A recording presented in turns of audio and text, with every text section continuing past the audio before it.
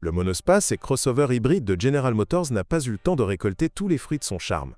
Peut-être saura-t-il rattraper le temps perdu dans le secondaire. Voyons si le Chevrolet Orlando atteindra le budget familial. Une voiture spacieuse attraction avant de 7 places, avec un intérieur polyvalent et bien équipé, une carrosserie crossover et les habitudes d'une voiture de tourisme.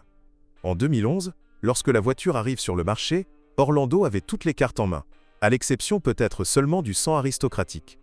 Les Coréens ont travaillé sur la voiture, et la plateforme qu'ils ont choisie était un chariot simple, mais en même temps réussi, de la Chevrolet Cruze alors déjà populaire, mais avec un empattement augmenté.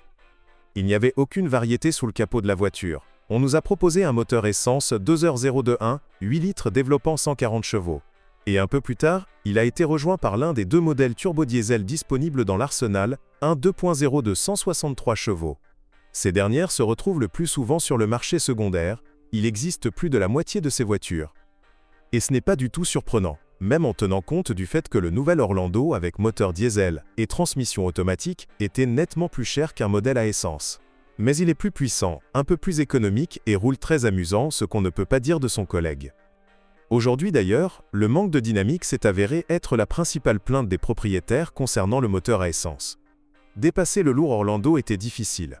Mais l'appareil s'est avéré étonnamment fiable. Et sa seule maladie chronique peut être considérée comme un capteur de pression d'huile faible. Même sur de courts trajets, il avait l'habitude de lancer un signal SOS.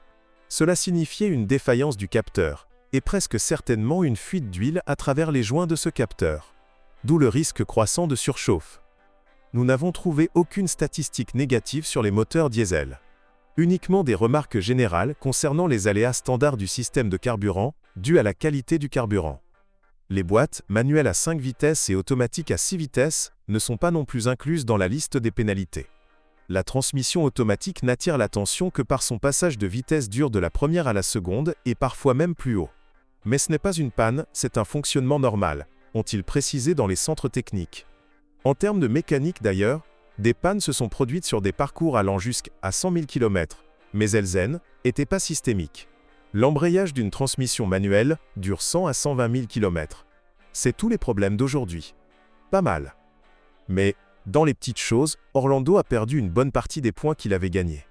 Bien qu'il y ait peu de plaintes concernant le métal et la peinture, les parties chromées de la garniture extérieure ont commencé à bouillonner après le premier hiver.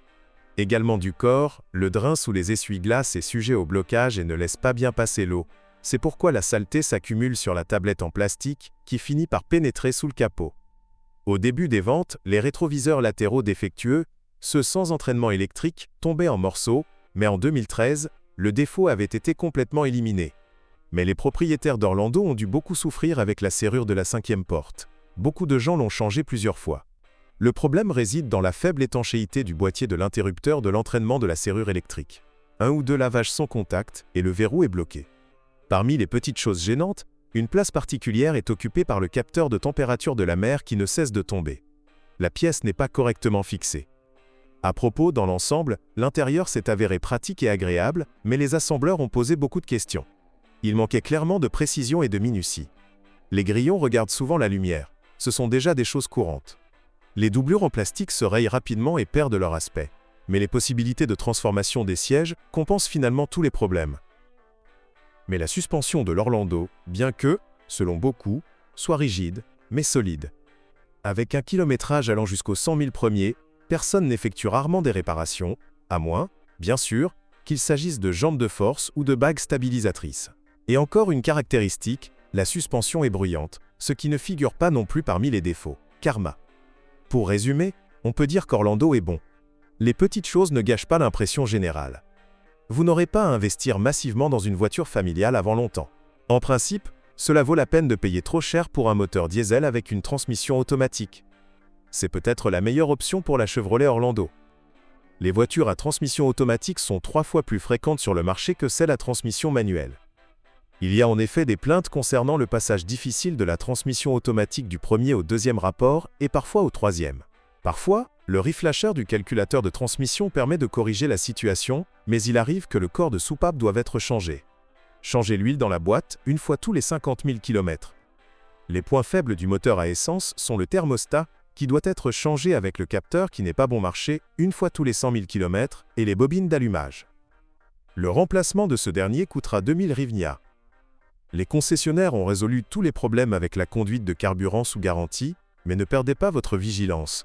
En raison d'une mauvaise fixation des conduites de carburant, il y a eu plusieurs cas d'incendie à Orlando.